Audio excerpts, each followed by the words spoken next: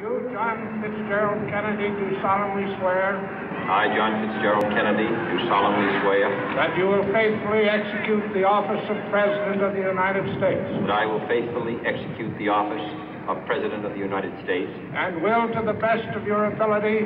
And will, to the best of my ability. Preserve, protect, and defend the Constitution of the United States. Preserve, protect, and defend the Constitution of the United States. So help you God.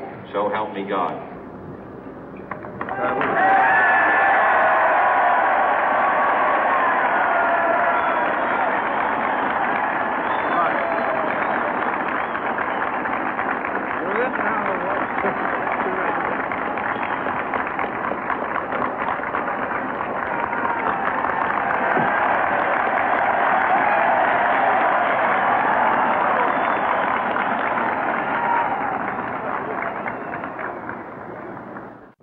Vice President Johnson, Mr. Speaker, Mr. Chief Justice, President Eisenhower, Vice President Nixon, President Truman, Reverend clergy, fellow citizens.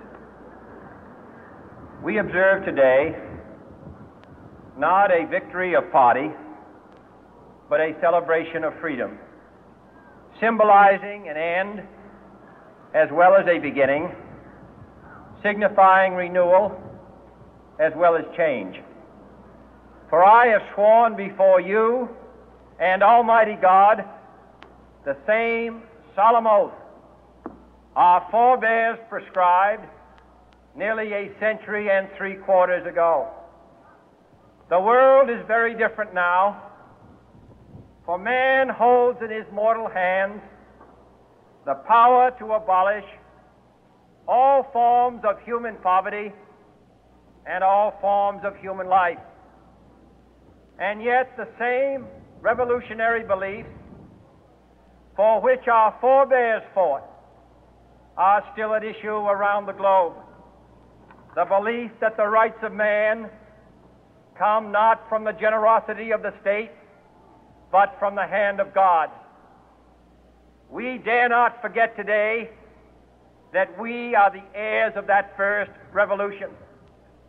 Let the word go forth from this time and place to friend and foe alike that the torch has been passed to a new generation of Americans born in this century, tempered by war, disciplined by a hard and bitter peace, proud of our ancient heritage, and unwilling to witness or permit the slow undoing of those human rights to which this nation has always been committed and to which we are committed today at home and around the world.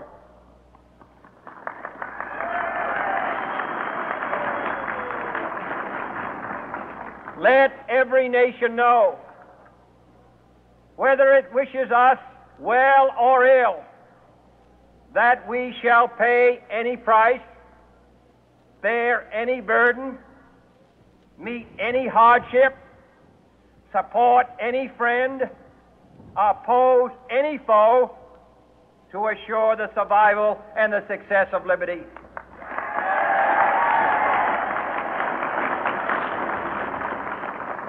This much we pledge and more.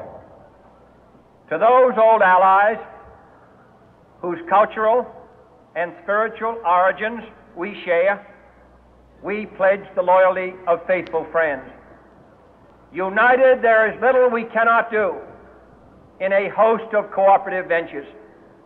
Divided, there is little we can do, for we dare not meet a powerful challenge at odds and split asunder. To those new states whom we welcome to the ranks of the free, we pledge our word that one form of colonial control shall not have passed away merely to be replaced by a far more iron tyranny. We shall not always expect to find them supporting our view, but we shall always hope to find them strongly supporting their own freedom, and to remember that in the past, those who foolishly sought power by riding the back of the tiger ended up inside.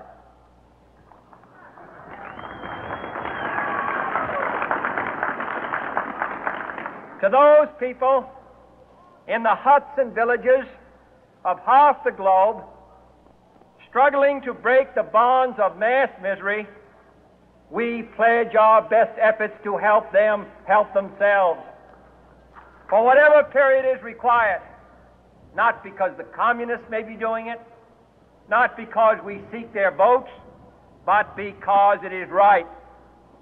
If a free society cannot help the many who are poor, it cannot save the few who are rich.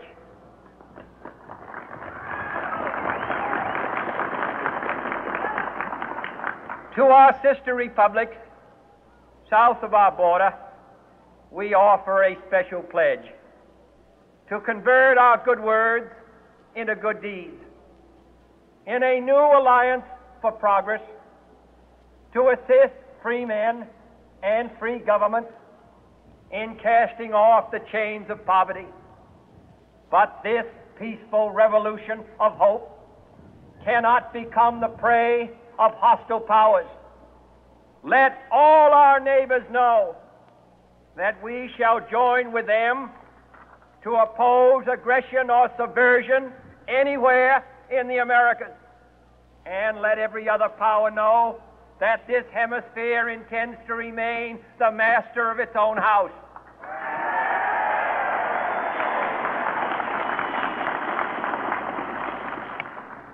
To that World Assembly of Sovereign States, the United Nations, our last best hope, in an age where the instruments of war have far outpaced the instruments of peace, we renew our pledge of support to prevent it from becoming merely a forum for invective, to strengthen its shield of the new and the weak, and to enlarge the area in which its writ may run.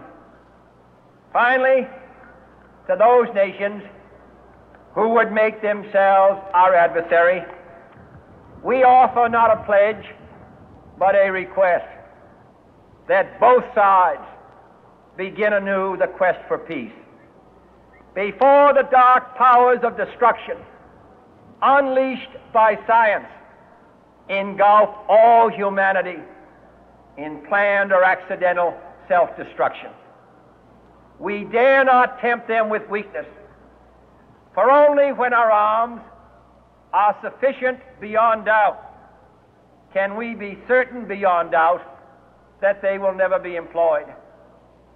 But neither can two great and powerful groups of nations take comfort from our present course, both sides overburdened by the cost of modern weapons, both rightly alarmed by the steady spread of the deadly atom, yet both racing to alter that uncertain balance of terror that stays the hand of mankind's final war.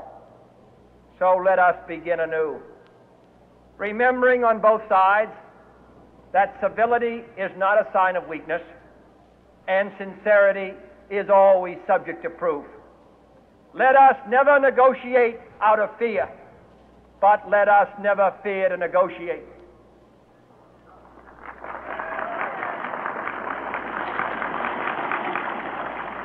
Let both sides explore what problems unite us, instead of belaboring those problems which divide us.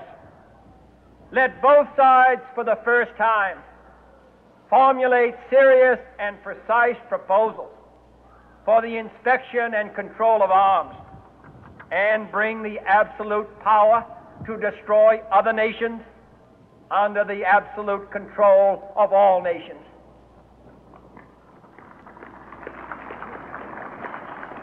Let both sides seek to invoke the wonders of science instead of its terrors.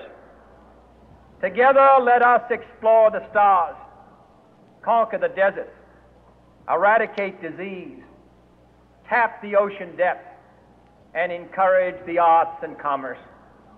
Let both sides unite to heed in all corners of the earth the command of Isaiah to undo the heavy burden and let the oppressed go free.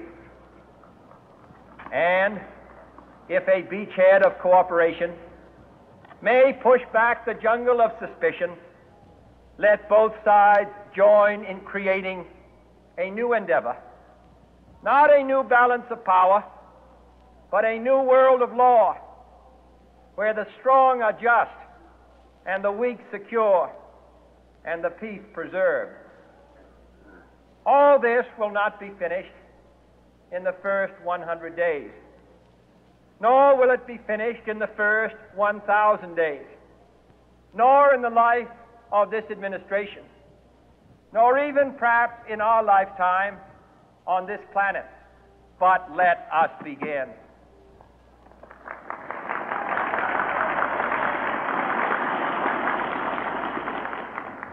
In your hands, my fellow citizens, more than mine, will rest the final success or failure of our course.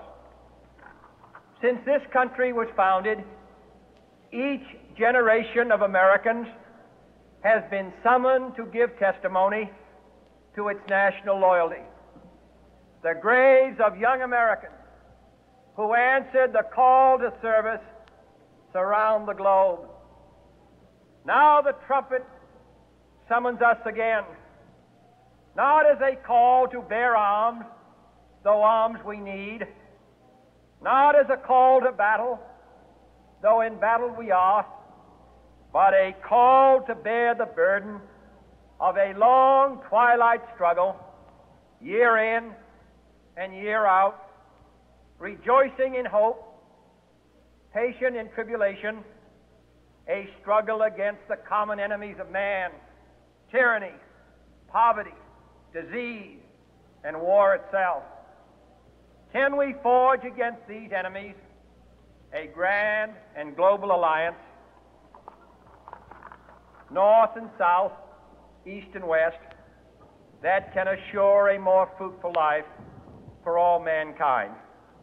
Will you join in that historic effort?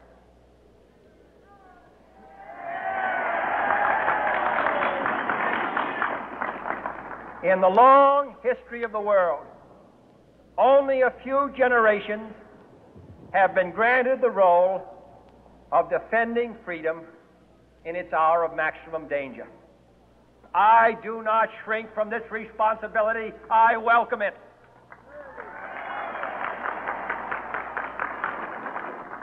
I do not believe that any of us would exchange places with any other people or any other generation. The energy, the faith, the devotion which we bring to this endeavor will light our country and all who serve it. And the glow from that fire can truly light the world.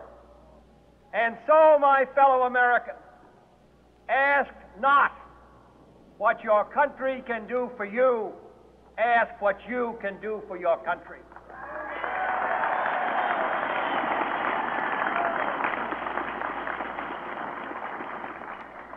My fellow citizens of the world, ask not what America will do for you, but what together we can do for the freedom of man.